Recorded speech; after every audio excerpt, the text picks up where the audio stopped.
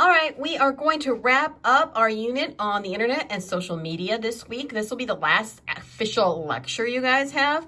Next week, I will post a video where I will go over the study guide with you guys and answer the questions on the study guide. But this is kind of like the last bit of new information you guys need to absorb. So as you may remember, the last week you guys were in class, we talked about how the internet offers freedom of the press, but for whom? We talked a lot about how anyone can access the internet, and we talked about smart mobs with MoveOn.org and crowdfunding like with GoFundMe. Another term I want you to be familiar with is slacktivism. Slacktivism is individually inspired online activism that often seems to require little effort. So I think slacktivism has a negative connotation because you automatically think of slacking off, which usually isn't a good thing. But there's good and bad that goes along with slacktivism. First of all, one thing it does is it does reduce the cost for creating, organizing, and participating in protests. If you decide you want to protest something, you can easily reach out online and get a group together and arrange when you're going to meet, what you're going to do. So when George Floyd was killed, there was Black Lives Matters protests all over the country, and there was actually one in Jefferson City that was largely organized online. And then there was also a peace march that came through the state. It started up around St. Louis, and then it came through Jefferson City, and that was organized by local Faith Voices. It was a charitable group. And, groups like that don't have a lot of funding, but they can organize using online platforms. And it also does ease the need for activists to be together, which in this time right now where we have a pandemic and getting together is discouraged. That's great. So people can still be activists, even if they're not physically together. They can do it virtually. One way they can do that is through online petitions. MoveOn.org sends a lot of online petitions out. But even here in Cole County, there was a group of people, they were just concerned citizens, that decided that the county commission should issue a mask mandate that would require residents in Cole County to wear masks when they're in public. And yes, they did send people out to physically gather signatures on the petition, but they also posted the petition online. And so people could sign it online without ever having to actually talk to another person or leave their house. So there's good that goes along with it. And then there's also the negative. And some of the negative things are that people feel like they are participating in democracy and making a difference by just posting something on Facebook or Snapchat or Instagram. Like if they just put on their Facebook page, Black Lives Matter. They think, oh, I'm so woke. I've done such a good thing for Black people and I should be commended for what I'm doing. And really what you're doing takes zero effort.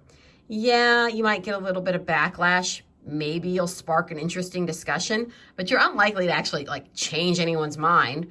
And it's really kind of just a symbolic gesture and it doesn't mean anything. You're not actually contributing to the cause in any way. So there's where the negative comes in. Another thing people can do if they are wanting to spread messages is they can create a blog. Blogs are regularly updated online journals of commentary, and they can be about anything, and anyone can have a blog. Now, a lot of bloggers are professional writers, often for magazines, that write a blog and get paid for it. But there are a lot of blogs out there that are just done by people with time on their hands, and they just do it as a hobby and they don't get paid for it. But there's about 100 million active blogs worldwide. You got to be careful when reading blogs because it's not like they're fact-based. Some of them are, but some of them are just opinions, and some of them are kind of crazy.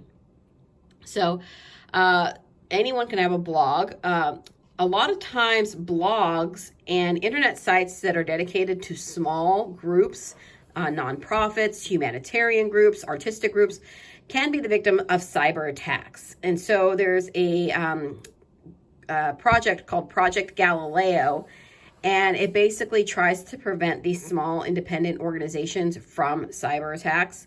And they are doing it to protect things that they think are important, humanitarian issues, artistic issues, but generally don't have a lot of funding associated with them where they can protect themselves against cyber attack. One thing about blogs is they do have agility, so we can have a see-through society. And basically, no one can do anything and keep it secret anymore. And that can be good and bad. There are groups we want to be transparent, like our government. We want to know what our government's doing. Certain companies, we want to know what those companies are doing, especially if they make products or give us services that we need. But also they can go too far and they can invade the privacy of individuals. And another problem is sometimes they're full of stuff that's just not true, like QAnon. QAnon posts crazy conspiracy theories, like that Hillary Clinton is a lizard person, and she is running a pedophile ring out of the basement of a pizza restaurant. And there's no fact to any of those theories at all, but because the internet is wide open and allows everyone to have freedom of the press, then you can't really kind of control what's out there. And how are people getting their news? Primarily through using search engines and usually Google. And that's why if anyone asks you a question, the answer almost always is, well, Google it. And you got to be careful with Google, because all Google does is sends you back a list of results based on the terms you typed in. It doesn't necessarily mean that those articles or websites that you're going to visit are reputable or trustworthy. For example, a lot of times if you type in a term, you'll get a Wikipedia page back in your Google results. And Wikipedia is great, but as I'm sure your professors have told you, if you write any kind of research paper, you can't rely on it for factual information because it's open source. And open source means anyone can go on Wikipedia and change the page of anything that they want. And so it's not reliable. And you got to make sure that you're looking at everything, with kind of a healthy dose of skepticism. Another term is smear forward. And this is when misinformation is loosed online and then it becomes almost impossible to catch and correct. So Procter & Gamble made a product called Roundup, and it was a weed killer that you'd spray on weeds. And a rumor started that Roundup was causing cancer. And so sales of Roundup plummeted because people believed, if I use this product, I'm going to get cancer. And there was no factual basis to it at all. It was a rumor. But Procter & Gamble had really kind of plummeting sales all because of this rumor that started and couldn't be reined back in. Another company that experienced this was Starbucks. A story started circulating online. I saw it on Facebook myself, that Starbucks was not willing to send free coffee to the troops who were serving overseas in Iraq. And this wasn't true at all. Starbucks was never approached about it, and there was no, again, basis behind it, but people started saying, boycott Starbucks. And then, of course, one of the people who has done the most damage is Jenny McCarthy. So Jenny McCarthy was famous in the 90s. She was a Playboy model, and she was on a lot of MTV shows. She was on The View for a while more recently. That didn't last too long, but she was famous long before that. And one of her causes was she had a son with autism, and she became convinced that autism was caused by vaccines. So she really kind of launched the anti-vax movement, and it caught on and has spread like wildfire. And even though real scientists and real papers have been published that say there is no link between vaccines and autism, it's something that just won't go away. And so now we have millions of children that aren't being vaccinated, and we are seeing that diseases that we had long since gotten rid of are making a comeback, like whooping cough and like the measles. No one ever got the measles before this kind of anti-vax movement started coming, and we started to see these kids grow up and go through the public school system. And now I think we're going to have people that are, again, skeptical about the COVID-19 vaccination. And so we might not be able to get the pandemic under control if people aren't willing to get vaccinated. And it's all thanks to Jenny McCarthy. Fake news. It's more than just a term our president likes to shout. Fake news is inaccurate internet news stories designed to deceive and be spread. There is such a thing as fake news. And a lot of what I see on Facebook spread by people is fake news. One way you can tell if a story is fake or not. First of all, is it from a bona fide news agency? A bona fide news agency is something like CNN or ABC News or NBC News or CBS News or even Fox News or the Associated Press. If you get a story from there, then it's pretty trustworthy.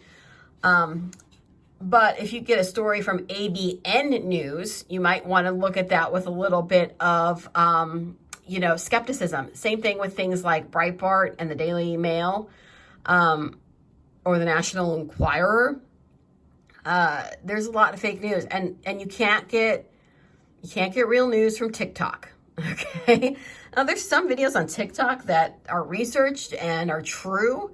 But again, you have to understand what you're looking at. It's not meant to be a hard news source. So what can we do about fake news? Well, first of all, there are some legal remedies available. There are things called libel laws, and there's also prosecution of fraud. So if a news organization blatantly lies about someone, they can be sued for libel. Libel is just like slander, but it's written, whereas slander is spoken. A lot of times, most people don't mess with it, though, because it would take forever, because there's so many minority sites out there, which I just mean by minority sites that are small and not heavily trafficked, that you could never track it all down. And then there's also fraud prosecution. So if someone is doing something fake online, like scamming people, they can be prosecuted for that. But again, it's really hard to track down the people that are doing that. Be suspicious of unfamiliar web addresses, anonymous messages, and suspicious origins.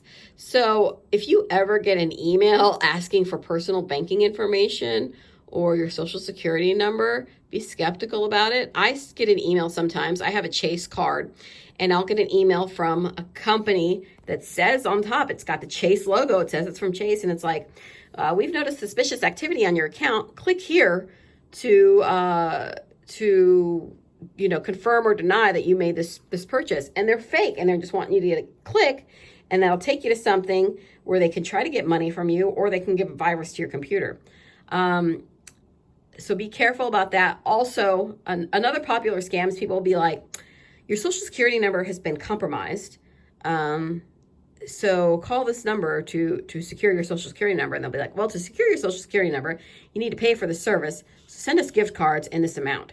You should never pay for anything in gift cards. That's automatically a red flag.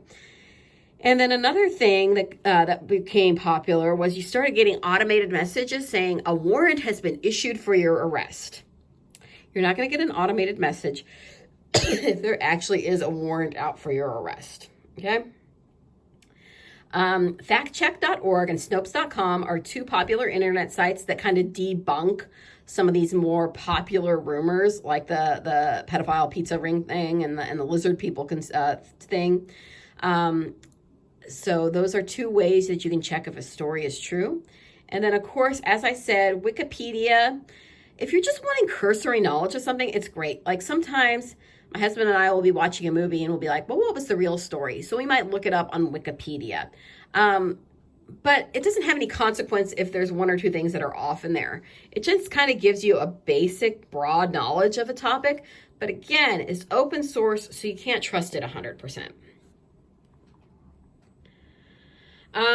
One issue on the internet that is problematic is pornography. And so in 1996, the Child Pornography Prevention Act was passed, and it forbade the online transmission of any image that appears to be of a minor engaging in sexually explicit conduct. And that appears was what was problematic. So obviously you don't want real child porn on the internet. That would be disgusting. But, and proponents said, the impact of child porn is so bad that we need this kind of legislation. But opponents said it went too far, because they said, okay, so child pornography is already illegal. We don't need a new act that further makes it illegal. And the law is overly broad. And that it is overly broad because, again, it's any image that appears to be of a minor engaging in sexually explicit contact. So, for example, there's a kind of famous movie called Lolita that was about a man engaging in an affair with a 14-year-old girl. That appears to be a minor engaging in sexually explicit conduct. The actress was over 14, but she appeared to be 14 and appeared to be engaging in sexually explicit conduct with this man, but it wasn't actually happening. But under that act, that could be something that's illegal. Other examples of that are traffic. There was the scene with the kids that were doing drugs and engaging in sexual behavior. American Beauty, where the dad's attracted to a young girl and they start kind of almost getting it on. And even Romeo and Juliet. Romeo and Juliet involved like 14-year-old kids falling in love with each other. So there's a lot of art out there that would technically be in violation of this act. So in 2002, the Supreme Court heard the case, and they sided with opponents of the law. They said that few legitimate movie producers or book publishers or few other speakers in any capacity would risk distributing images in or near the uncertain reach of the law. So they were basically saying movie producers, book publishers, people involved in the arts were going to be affected by this law, even though they are very unlikely to engage in child pornography because it's already illegal. There is pornography out there that is not child pornography that is legal. So the problem because how do we protect kids from seeing this otherwise legal content? Well, you can have filters installed on your computers like NetNanny that will block any kind of inappropriate contact. And sometimes they go a little too far and blocks things that shouldn't be blocked. My daughter was searching for a term on a school project and actually got blocked because it was like about human anatomy. And I guess one of the terms she looked up caught a red flag and was blocked. So sometimes it can go too far, but at least it filters out like the most egregious examples. But when we talk about private versus public, virtually any content can be blocked, including information on birth control, religious sites, and discussions of racism. Because depending on how tight your filters are, those can be hot button topics. And I think a lot of people would agree that we should have access to information on birth control. We should be able to get on religious sites and discuss issues of racism. But a lot of those filters can kind of filter out a lot of that stuff that should be made public and try to keep it private. The Children's Internet Protection Act of 2000 requires all schools and libraries to install filtering software. Basically, they're saying that by requiring schools and libraries to install this filtering software, we won't have kids going to school or going to the library to try to find porn. A federal appeals court said that the law was unconstitutional in 2002. They said that requiring these institutions to install filters changes their name from places that